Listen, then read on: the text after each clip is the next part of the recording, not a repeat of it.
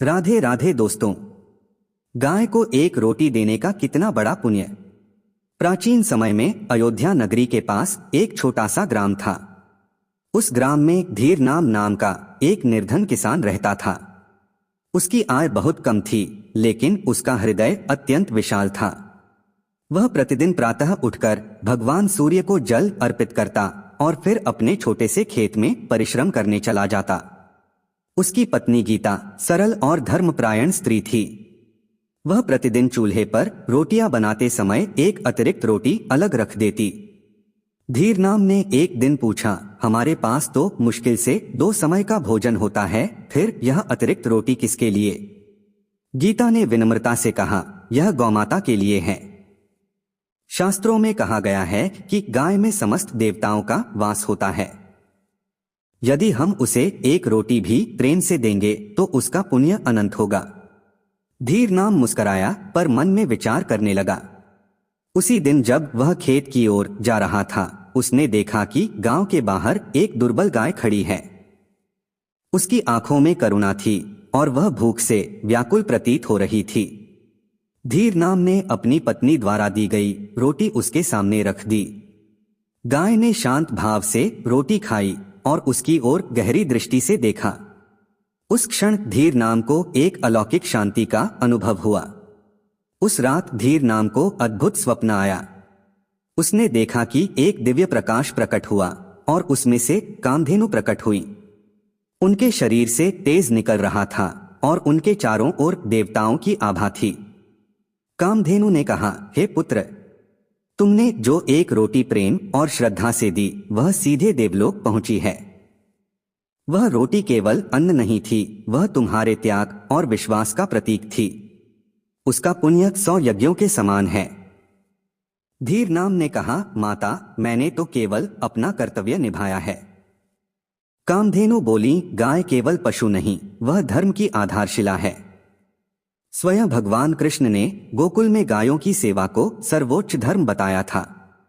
जो मनुष्य गौसेवा करता है उसके पाप क्षीण होते हैं और पितरों को तृप्ति मिलती है। स्वप्न समाप्त हुआ पर धीर नाम का विश्वास और दृढ़ हो गया। कुछ ही दिनों बाद गांव में भयंकर सूखा पड़ा।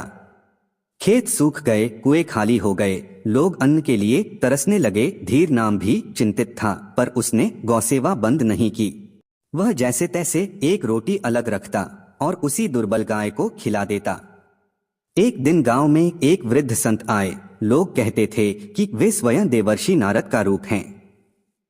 संत ने गांव वालों से कहा, इस संकट से वही बचेगा जिसने धर्म और दया का मार्ग नहीं छोड़ा। संत धीर नाम के घर पहुंचे। गीता ने श्रद्धा से उनका स्वागत किया। संत ने मुस्कुराकर कहा, तुम्हारे घर में जो रोटी गौमाता को दी जाती है उसी का फल है कि यह घर संकट में भी सुरक्षित रहेगा। कुछ दिनों बाद अचानक मौसम बदला। काले बादल छा गए और वर्षा होने लगी। जहां अन्य खेतों की फसल नष्ट हो चुकी थी, वहीं धीर नाम के खेत में हरियाली लौट आई। उसकी फसल इतनी अधिक हुई कि उसने गांव के अन्य लोगों की भी सहायता की। गांव वाले आश्चर्यचकित थे। उन्होंने धीर नाम से पूछा, तुम्हारे भाग्य का रहस्य क्या है?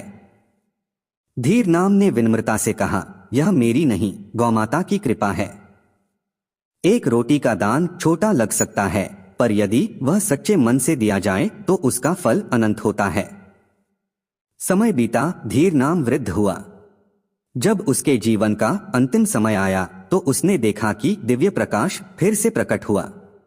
इस बार उसने देखा कि देवदूत उसे लेने आए हैं। उन्होंने कहा, तुम्हारे जीवन भर की गौसेवा ने तुम्हें उच्च लोकों का अधिकारी बना दिया है।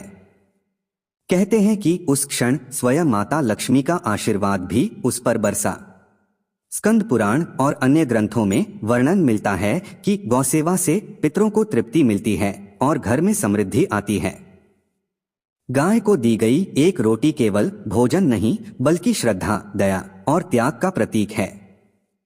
कथा का संदेश, सच्चे मन से किया गया छोटा दान भी महान फल देता है। गौसेवा केवल परंपरा नहीं, करुणा और धर्म का प्रतीक है। जो मनुष्य दया और त्याग का मार्ग अपनाता है, उसके जीवन में संकट भी आशीर्वाद में बदल जाते हैं। प्रिय दोस्तों, यदि गाय को रोटी देने की यह दिव्य कथा आपको अच्छी लगी हो तो अभी चैनल को लाइक और सब्सक्राइब जरूर करें और कमेंट में जय श्री कृष्ण लिखकर अपनी उपस्थिति का समर्थन दें। आपका एक समर्थन हमें और भी कहानी लाने की प्रेरणा देता है। बोलो जय श्री कृष्ण, राधे राधे।